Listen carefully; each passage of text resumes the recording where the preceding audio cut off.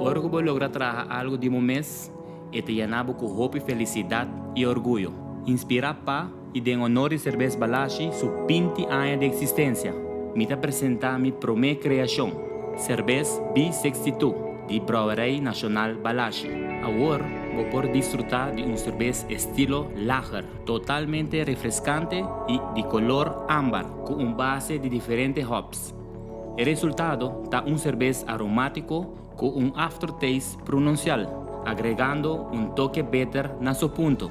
Na 5% de álcool, B62 está agora apresentar de bottle brand de 22 centilitros. Quantidade está limitada. E PCI me está evitar enter pueblo de Aruba para purva minha criação artesanal. Dinos Brouwerij para nos endenar. B62 está produto de Brouwerij Nacional Balashi, celebrando 20 anos de qualidade excepcional. Salud!